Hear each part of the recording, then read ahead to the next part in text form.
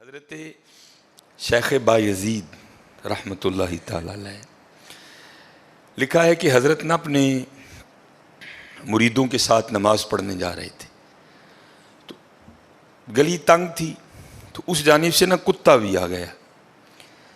تو ظاہر اگر تلقین آئی غیب سے کوئی دل میں خیال تو آیا ہوگا نا, تو حضرت نے اپنے کپڑوں کو بڑا سمیٹا اور سائڈ پہ ہو گئے کہ کتا گزر جائے کہیں میرے کپڑوں سے لگ ہی نہ جائے یہ. تو پھر یہ تلقین آئی غیب سے, وہ جو کتا ہے نا وہ بول اٹھا, عرض کرتا ہے بایزید کیوں مجھ سے اتنی نفرت کر رہے ہو؟ آپ نے فرمایا تو نجس ہے, میں نماز پڑھنے جا رہا ہوں, میرے کپڑے خراب کر دے گا, میں تو اس لیے پیچھے ہٹا ہوں. تو کتا آگے سے کہتا ہے حضرت اگر میں گیلا ہوں تو پھر نجس ہوں, پھر ناپاک ہوں, اگر خشک ہوں تو پھر تو میں ناپاک ہی نہیں, اگر آپ کے کپڑوں سے لگ بھی گیا تو کچھ نہیں ہوگا, اگر گیلا ہوں تو لگ گیا تو پھر آپ کے کپڑے ناپاک کروں گا, لیکن پھر بھی میری ناپاکی ایسی ناپاکی ہے کہ 3 بار کا جو پانی ہے وہ اس ناپاکی کو دور کر دے گا. اگر آپ کے کپڑوں سے لگ گیا نا 3 بار, اگر آپ اپنے کپڑوں کو پانی سے دھوئیں گے تو کپڑے پاک ہو جائیں گے. لیکن بایزید کبھی تو نے اپنی ناپاکی پہ غور کیا؟ میری ناپاکی تو وہ ہے جس کو 3 پانی دور کر دیتے ہیں, لیکن تیری ناپاکی تو وہ ہے جس کو 7 سمندروں کا پانی بھی نہیں دھو سکتا. جا کے پہلے اپنی ناپاکی دور کر. ہاں حضرت یہ اندر کی ناپاکی.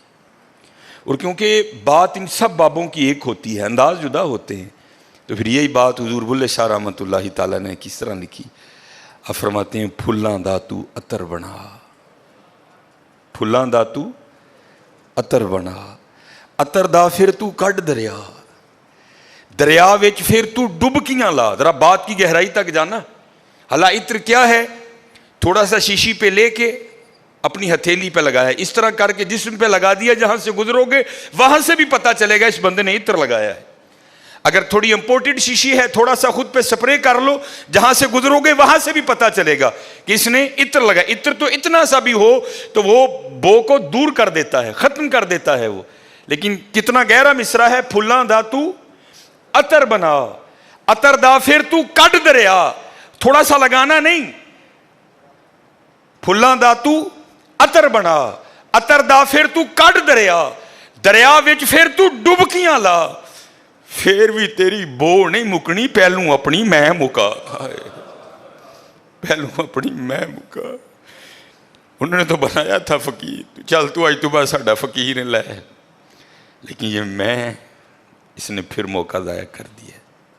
میں حضرت پھلاں دا تو عطر بنا, عطر دا پھر تو کڈ دریا, دریا وچ پھر تو ڈبکیاں لا, پھر بھی تیری بو نہیں مکنی, پہلوں اپنی میں مکا. اور جس نے مکا لی حضرت اس کا کام بن گیا. وہ تو ہے ہی کریم. ہاں, اور کتنے کریم ہیں میں آپ کو بتا نہیں سکتا حضرت. یہ ہفتے کی رات تھی, جو پچھلا ہفتہ گزر گیا ہے نا, جس طرح کل ہفتہ آئے گا, یہ بھٹر میں پروگرام تھا. تو پروگرام پہ گئے, وہاں سے مجھے آتے آتے نا تقریباً 12 بج گئے. جب میں گھر آیا نا تو چھوٹا بیٹا میرا, سب سے چھوٹا ابراہیم, بڑا رو رہا تھا. تو ماں اس کو چپ کرانے کے لیے نا وہ ٹہل رہی تھی, اس کمرے سے اس کمرہ, اس کمرے سے اس کمرہ. تو وہ کہتی ہے کہ شاہ کے بعد کی اس کی طبیعت خراب ہے, مسلسل رو رہا ہے. میں نے بڑا چپ کرایا, نہیں کر رہا. تو اس طرح کریں, اس کو کسی ہاسپٹل لے چلتے ہیں. میں نے کہا چلو. عمل خدمت لے گئے, اور ڈاکٹر نے چیک کیا, اس نے کہا بچے کا گلا خراب ہے, اور جب بھی بچوں کا گلا خراب ہوتا ہے نا ساتھ پھر ان کے کان میں بھی درد ہوتی ہے. اس کے کان میں درد ہے اس لیے رو رہا ہے.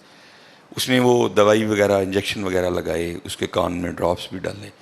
لیکن میں نے کہا نہیں, میں آدھا گھنٹہ ویٹ کروں گا, بچے کی جب طبیعت سنبھلے گی نا میں پھر ہی گھر لے کے جاؤں گا. ہم وہاں بیٹھ گئے.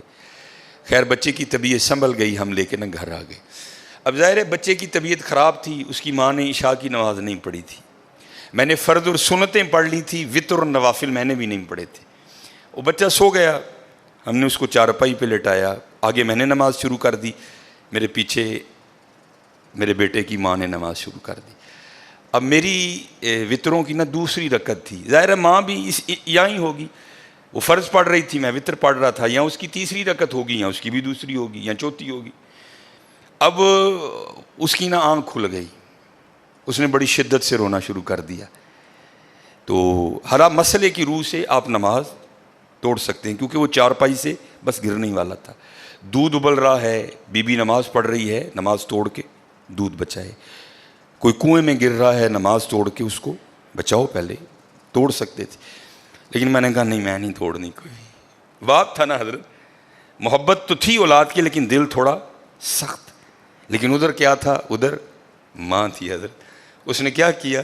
اس نے نماز توڑ کے نا بچے کو جا کے چارپائی سے اٹھا کے سینے سے لگا لیا. اب میں نے وطروں کی تیسری رکعت پڑھی تو میں مصلی پہ بیٹھ کے نا میں رو پڑا. ہائے، نبی علیہ السلام نے کیا فرمایا کہ اللہ جل شانہ بندے سے 70 ماؤں سے بڑھ کے پیار کرتا ہے. یار اگر ایک ماں کی محبت یہ ہے تو پھر اس کی محبت کیا ہوگی؟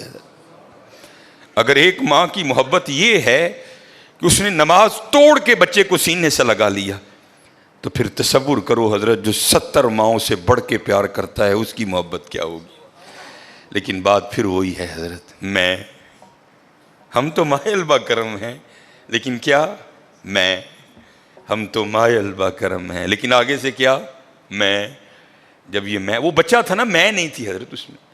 وہ تو پوری شدت سے رو رہا تھا، مجھے بٹھاؤ، مجھے اٹھاؤ، مجھے بچاؤ، مجھے بچاؤ. شدت تھی نا حضرت، اس شدت نے ماں کو مجبور کر دیا کہ اس نے نماز توڑ کے بچے کو اٹھایا. یہاں بھی جب شدت آتی ہے نا حضرت، تو پھر دریائے رحمت ایسا جوش میں آتا ہے کہ بگڑی بن جاتی ہے حضرت. لیکن پھر کیا ہے؟ ہم تو مائل با کرم ہیں، کوئی سائل ہی نہیں.